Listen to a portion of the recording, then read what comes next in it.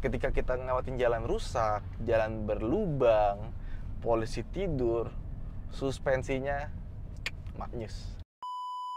Halo semuanya, kembali lagi di Farid Hanif. Kali ini kita mau bahas Corolla Cross. Ini unit dari garasi Gubernur yang harganya nggak nyampe 400 juta, tahun 2020, kilometer 28.000. Ya, dan mobil ini service record resmi. Tapi yang paling menarik adalah dulu gue hampir beli mobil ini. Yes, jadi dulu ingat kan gue punya Lexus CT200H yang hybrid. Itu mesinnya sama ini persis, cuma bedanya itu Prius generasi ketiga kalau nggak salah. Nah, yang ini itu sama dengan Prius generasi yang udah berikutnya, ke-5 apa ke-6 ya, lupa gue. Dan ini adalah Corolla Cross pertama kali di dunia, karena Corolla belum pernah seumur-umur bikin crossover kayak gini dengan nama Corolla. Biasanya kalau yang crossover itu langsung jadi RAV4 atau semacamnya, tapi ini Corolla tapi versi Cross.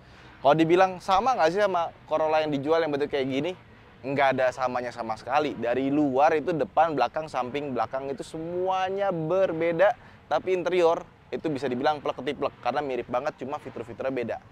Kenapa sih dulu gue sampai consider buat beli ini? Waktu itu kan ada Epic Journey ya. Gue coba nih mobil TNGA kedua yang gue coba setelah Corolla biasa. Ya nih ada RX King bunyi-bunyi deket rumah ya. Pemilu biasa begitu. Ada. Nah, ini kalau kita lihat, kalau dibuka ini mobil ini baru kelihatan plek-ketiplek sama Corolla yang sedan biasa. Dan karena dia moncongnya depan banget nih ya, ini moncong depannya panjang banget loh ini. Bagian sini tuh kosong dan mesinnya tuh mundur ke bagian belakang. Dan ini mesin 1800 cc hybrid yang digunakan sama Prius juga. Persis plek-ketiplek. Nggak ada bedanya. Dan yang gue senang dari mobil ini adalah iritnya luar biasa. Dulu gue pakai Lexus CT200H itu 116 118 itu gampang banget diraih.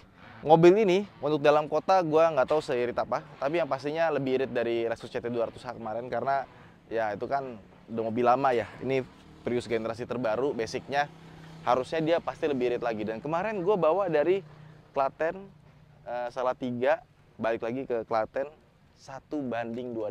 Kalau kalian ngelihat ke Instastories gue ya. 1:28 dong, itu kayak NMAX, irit banget emang. Dan biasanya penyakit 1800 cc nya bawaan hybrid ke Toyota itu biasanya head gasketnya yang suka bermasalah. Sisanya sih masih baik-baik aja. Dan jangan lupa kalau udah tua, kalau udah 100.000 km lebih, udah 10 tahun, itu bisa dicek kipasnya, electric fan-nya. Dan gue membuktikan kemarin pakai Lexus 2011 di tahun 2021-2020 ya, lupa gue tepatnya. Baterainya masih bagus kok. Ya. Sama ini nih. Dia pakai ban bawaannya Michelin, bagus punya. Biasanya dikasih yang merek-merek lokal, tapi karena ini versi buatan Thailand ya, jadi dikasih yang bagus punya. Dan belakang juga sudah pakai cakram, stability control dan lain-lain ada. Tapi sayangnya kita nggak seperti Altis, di mana kalau Altis itu dapat speedometer digital, dapat adaptive cruise control TSS ya, sama electronic parking brake. Mobil ini sayang sekali ya, lihat speedometernya ini masih sederhana sekali, belum pakai yang full digital. Head unitnya juga ya kayak aftermarket ya, sama dia belum ada TSS. Dan rem tangannya itu ini bikin ilfeel karena ada dari sini.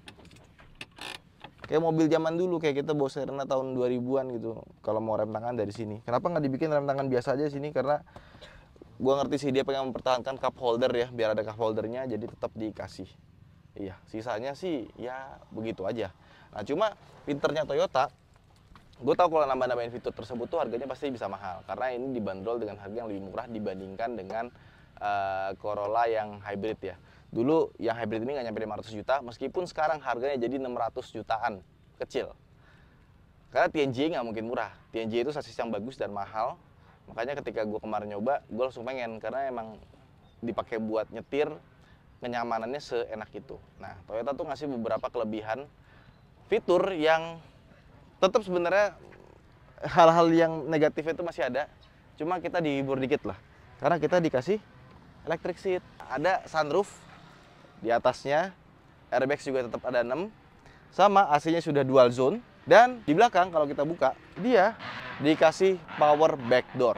Dan bagasinya itu sangat lega ya, dibandingkan dengan Lexus CT200 atau kalau kita mau bandingin sama Corolla yang sedan, ini jelas lebih lega. Dan di bawahnya Di sini kita bisa buka. Di sini ada ban serep yang space saver kecil sekali ya. Sama kursi belakangnya itu bisa satu step doang. Jadi bisa tegak, bisa agak rebah sedikit. Nah, jadi meskipun kita nggak dikasih 3 item tadi gitu ya, TSS, electronic parking brake, sama apa namanya, speedometer digital, kita dikasih nih power back door, electric seat, sama sunroof. Menurut kalian gimana? Penting nggak? Coba komen di bawah. Mendingan kasih TSS, speedometer digital, sama electronic parking brake, atau dikasih sunroof, power back door, sama electric seat. Ya emang sih memudahkan sih. Cuma masalah electric seat itu gampang kalau mau kita tambah sendiri. Mungkin kita mesti tanya Om Yoko, bisa nggak ya ditambahin electronic parking brake sama kayak Corolla luar gitu. Di sini juga ada roof rail, tapi roof rail ini nggak bisa dipakai buat bawa barang ya. Jadi kalau dijepit ini udah pasti pecah. Ini mesti dibuka dulu buat naruh hooknya. Oke, sekarang kita masuk ke dalam yuk. Oke, nah sekarang kita masuk ke dalam interiornya ya. Nah ini yang gue suka dari mobil ini. Emang interiornya kelihatannya rasanya sih B aja gitu ya, nggak desainnya yang bagus gimana segala macam gitu ya. Tapi ketika kita duduk, kursinya pas, terus driving positionnya juga pas gitu ya. Pilar sininya juga walaupun tebal dia kayak ditarik ke belakang, visibilitasnya bagus. Dan kita mau nyentuh tombol-tombol itu tuh sangat mudah di mobil ini. Plus kita dapat 4 buah auto up and down dari segi power window-nya. Jadi ya emang bukan yang paling cantik ya, bukan yang paling bagus desainnya, tapi ketika udah plak duduk, ini mobil enak gitu. nggak ada komplain. Dan meskipun dia crossover ditinggiin, tapi dia bisa duduk versi paling rendah seperti ini. Jadi kita rasanya kayak bawa sedan. Ya emang basicnya sebuah sedan gitu. Dan ketika kita bawa jalan, disitulah baru kelihatan TNGA-nya itu bersinar. Gue seneng banget nyetir mobil TNGA ini. Makanya ketika kita nyetir ini tuh rasanya yaudah emang yang kita butuhkan kayak gini. Cuma pas ngeliat speedometernya, aduh speedometernya jelek banget ya. Speedometernya desainnya B aja gitu kan. Terus juga interior tuh suram-muram-burem ya, nggak ada paduan warna sama sekali. Meskipun kalau kita lihat di luar itu banyak yang warna-warna, kayak ada yang dibikin merah, dibikin apa segala macem. Dan ini interiornya juga mirip kayak punya apa? Kayak GR Corolla. Iya, ini masuk ke dalam sini itu rasanya kayak kita di dalam GR Corolla sih. Cuma tinggal ganti setir, ganti speedo, ya, head unit, sama transmisi jadiin manual. Ini GR Corolla banget sebenarnya. Dan dia ada ambient light tapi cuma di bagian sebelah kanan sini ya. Dan ambient lightnya nggak terlalu terang, sama di bagian sini nih. Jadi 1, 2, 3 gitu, kiri kanan. Buat kakinya nggak ada. Terus kalau kita mau kontrol-kontrol yang terkait dengan sistem di dalam, kita bisa lewat speedometer. Ini power back door-nya bisa dimatiin dari sini. Tire pressure warning system ada dia ternyata. Head unitnya, seperti yang gue bilang, head unitnya ini bawaan customnya Toyota ya, Toyota Indonesia. Ada radar, radarnya kalau dinyalain berisik ya, kita matiin aja. Terus yang lucu, dia di sini ada NFC, dimana fungsinya dia bisa ngelihat e-money kita saldonya ada berapa sisanya. Cuma dia pas mesinnya nyala agak berisik ya, nggak terlalu halus suaranya.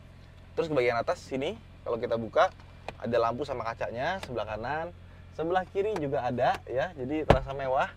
Sama dia pakai headlinernya ini warnanya hitam, bagus. Dan sunroofnya bisa dibuka tutup secara manual kalau mau elektrik dari sini. Tapi di bagian sini, ini kalau malam susah kelihatan ya karena dia nggak nyala, cuma dikasih gambar doang. Nah di sini ada ruang penyimpanan yang cukup besar dan kalau kita buka tutup dia itu udah soft opening ya. Terus di sini cup holder, ini bisa dimajuin kalau kita butuh tempat buat tangan ya. Bisa dibuka juga, ada laci tapi nggak begitu gede. Sama di sini ada drive mode. Kalau misalkan kita pencet, drive modenya tuh tulisannya cupu banget, cuma power sama normal. Jadi dia cuma tulisannya eco, power, normal, dan cuma gitu doang gitu, nggak ada perubahan di bentuk speedometernya karena emang menurut gue ya speedometernya B aja sih. Di sini kalau kita naruh barang dikasih pelapis karet ya, jadi nggak bakal bunyi-bunyi. Cuma sayangnya dia bukan wireless charging ya, kita taruh dia nggak bakalan bisa ngecas. Terus ke bagian belakang yuk sekarang. Nah di Corolla Cross kenapa nggak ke Altis Hybrid aja? Kalau gitu gue konsiderasi buat beli, walaupun akhirnya belinya Lexus CT ya. Karena bagian belakangnya ini lebih enak dibandingkan dengan Altis. Altis sebenarnya enak, cuma Altis tuh lebih tegak. Jadi kalau Altis tuh kayak kita di sini nih. Nah, Altis tuh segini tegaknya. Ya sama buat kepalanya itu hampir kena ya. Kalau misalkan dimundurin, nah ini baru lebih enak. Jadi kalau kita duduk di belakang ini, kita disupirin driver, di belakang ini lebih betah sih. Dan dia juga sama punya armrest di bagian sini, kiri kanan pas, ada cup holder, kursinya juga nggak gantung ya, jadi pas bentuknya, dan suspensi dari mobil ini tuh enak, jadi pas kita duduk di belakang tuh nggak merasa tersiksa. Nah, ini kita bisa buka, dan bukanya bisa sampai benar-benar rata. Jadi buat mobil videographer, buat ngambil video tuh enak banget. Nggak perlu kehalangan sama kaca yang sisa sedikit gitu, nggak perlu, karena semuanya bisa ditutup sampai ke bawah. Terus di sini ada AC ya, ventilasinya bisa kita buka tutup dari sini kiri kanan, sama di bagian bawah sini ada charger 2,1 ampere kiri kanan. Nah, ini juga masih semuanya masih standar ya, jadi kulit-kulitnya masih standar, meskipun kulitnya ini kulit sintetis bukan kulit asli, tapi tengahnya dikasih bolong-bolong perforated gitu ya, biar kita nggak terlalu panas punggungnya di bagian belakang. Let's go, kita jalan pakai mobil ini. Kalau kita udah bawa mobil ini buat jalan gitu ya, wah ini baru kerasa spesialnya dari ini mobil. Seperti gue bilang, TNGA itu bagus banget. Mobil sebelum dan sudah pakai TNGA itu terasa sekali perbedaannya. Cuma jangan dibandingin sama TNGA-nya Innova Zenix ya. TNGA-nya Innova Zenix itu TNGA, ini kalau nggak salah C, kalau nggak salah TNGA-nya, dia beda. Nah, TNGA itu nggak cuma sasis sama sampai ke mesin, tapi dia sampai ke posisi duduk juga. Jadi seperti gue bilang, posisi duduknya pas, dibawanya juga enak gitu, steeringnya pas banget ya.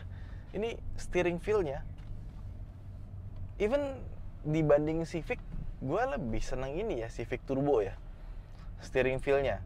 Tapi kalau udah bawa kenceng lebih enak Civic Turbo karena engine-nya lebih berasa sih. Nah, peredamannya juga bagus. Peredaman ini karena sunroof-nya gue buka ya, karena lagi gelap nih, mau mendung kayaknya. Peredamannya itu bagus, kiri kanan, suara kolong, apalagi pakai ban Michelin pula yang mahal. Jadi bener-bener pas naik mobil ini tuh rasanya kayak kita langsung lupa sama tadi gue bilang, oh iya belum pakai electronic parking brake ya, oh belum ada pedal shifter ya. Itu langsung lupa gitu. Bahkan ini menurut gue agak kurang ya. Dia belum pakai auto dimming, masih pakai yang day and night biasa, pakai switcher. Ketika kita ngelewatin jalan rusak, jalan berlubang, polisi tidur, suspensinya maknyus, suspensinya enak. Dipakai tol juga stabil, kemarin gue ke Salatiga. Ini bener-bener mobil yang nyaman dan enak buat dipakai harian, buat sehari-hari lah. Udah gitu irit pula lagi kan. Nah, mungkin teman-teman akan membandingkan dengan Yaris Cross Hybrid yang harganya 440 juta baru. Ya benar sih, kita nggak bisa membandingkan mobil lama sama mobil baru. Cuman kelihatan langsung pas kita nyobain Yaris Cross sama nyobain Corolla Cross, itu kayak dua level yang berbeda. Ini mobilnya bener-bener enak tenan. Cuma emang kalau kalian merasa hybrid 1800 cc berarti kencang dong nih, enggak juga. Untuk putaran-putaran bawah rasanya kayak mobil listrik, gampang gitu buat naikin kecepatan gitu kan. Terus kita gas itu rasanya kayak mobil listrik sih, nggak kayak mobil yang ada transmisinya. Bener-bener responsif lah, bagus lah. Cuma pas sudah dipakai di tol di atas 100, itu buat kenceng, itu mulai agak kerasa bahwa ini mobil mulai kesusahan buat berakselerasi. Mesin 1800 cc dengan Atkinson cycle ya nggak sebagus itu emang kalau dipakai buat kenceng-kencengan. Sama lah, Yaris Cross Hybrid juga ketika di 120-140 juga tenaganya mulai terasa agak loyo. Tapi pas di putaran bawah, di bawah 60 km per jam, kita mau nyusul, mau ngapain, mau akselerasi lagi lampu merah, itu enak banget, rasanya kayak mobil listrik. Ini kita lagi jalan nih, mode normal, gas, langsung, bener-bener nggak ada perbedaan transmisinya. Ya, cuma itu enaknya di bawah 60 km per jam. Di atas 60, mulai terasa 1200 cc-nya agak boyo. Dan mobil itu sebenarnya yang agak kurang menurut gua, itu desainnya sih. Desain depannya agak aneh jujur aja. Padahal desain Altis yang baru tuh bagus ya. Altis yang ini nih, itu bagus banget, gue suka bentuknya. Dan bentar lagi, namanya juga life cycle ya, Civic udah keluar model barunya, tapi Corolla belum. Kayaknya tahun ini Corolla bakal ngeluarin model baru yang masih sama-sama pakai TNGA sih. Karena Prius kan udah keluar model barunya. Biasanya kalau Prius udah keluar model baru, nggak lama mobil ini keluar model barunya. Tapi Prius baru tuh ganteng banget ya. Kira-kira Corolla bisa seganteng itu nggak ya? Jadi mobil udah senyaman ini gitu ya. Handlingnya sebagus ini gitu ya. Rasanya tuh emang kayak mobil 500 jutaan ke atas. Tapi kalau misalkan dia udah punya TSS, Toyota Safety Sense kayak Kijang Innova Zenix gitu ya. Ya meskipun yang Corolla Cross sekarang ada sih TSS-nya, cuma harganya 600 juta kan. Itu pasti enak banget sih. Ada nggak sih yang bisa nambahin gitu ya? Karena udah pakai TSS-nya yang 3.0, yang pakai TNGA, itu lane keeping assist-nya bagus, terus juga ada cruise control bagus. Paling minusnya itu kalau lagi di belokan, jalan belok, dia tuh bisa ngerem sendiri karena ada mobil di sebelah kiri gitu. Dia pas ngedeteksi mobil di depan itu dia nggak ikutan belok, belum secanggih Hyundai. Tapi itu udah nyaman banget buat kita jalan-jalan ke luar kota. Dan biasanya orang punya Corolla Cross Hybrid ini itu langsung jadi mobil harian sih. Biasanya kilometernya agak tinggi. Makanya ini 2020 ke 2024 cuma 28.000, ini rendah banget. Dulu gue pakai Lexus CT aja, abis itu mobil yang lain gak pernah gue pakai lagi. Langsung gue simpen mobil yang lain karena udah enak. 1 liter 20 km per liter, 22, kemarin 28. Kalau Lexus CT itu karena udah berumur ya 2011. Ya kemarin dapatnya sekitar 18 atau 16 lah, gampang. Nggak perlu effort. Cuma kalau kalian pikir paling iritnya sama kayak Zenix Hybrid, enggak, beda. Tetap ini jauh lebih irit ya, karena mesinnya 1800 cc dan bodinya nggak segede Zenix. Dulu bokap gua biasa pakai Lexus CT gua waktu gua pindah ke Klaten kan, Lexusnya nggak pernah dipakai sama orang tua gua kan. Pas nyobain Zenix dia nanya, ini hybridnya gimana sih, ada tombol yang harus dipencet apa enggak? Enggak, langsung aja jalan gitu kan. Soalnya kebayangnya si Zenix Hybrid itu bakal iritnya kayak si Lexus CT gitu. Bensinnya nggak habis-habis. Ya Zenix karena 2000 cc, bodinya gede, ya nggak bakal seirit mesin yang dipakai sama Prius ini, 1800 cc. Dan ini adalah mesin yang sama dengan Prius. Jadi Corolla Cross, Prius, Corolla Hybrid itu sama persis. Nggak ada bedanya. Cuma kalau untuk Prius ya, nggak tahu kenapa waktu itu Prius yang generasi sama kayak ini bentuknya aneh banget kayak gini. Dan sekarang jadi ganteng banget kayak gini. Ya, jadi tadi hujan by the way, akhirnya kita ya udah melipir dulu, nggak bisa bikin video. Nah sekarang akhirnya kita bisa bikin closing aja. Jadi sebenarnya kalau menurut gue nih mobil, andainya itu ada yang jual part aftermarketnya, bisa nyalain TSS-nya, speedometer, terus electronic parking brake, 3 item itu aja ini mobil perfecto. Terus tinggal satu lagi, upgrade audio, karena suara audionya menurut gue kurang ya. Ini mobil dipakainya enak banget. Jadi buat teman-teman yang cari daily beater ya, yang tiap hari dipakai, mobil tempur, pengen yang irit, terus nyaman, ini jawabannya. Corolla, mobil terlaris di dunia, dan kini hadir dalam bentuk crossover. Cia. Buat teman-teman yang punya Corolla Cross, coba komen di bawah seperti apa rasanya. Saya Hanif, sampai jumpa di vlog berikutnya. Bye-bye.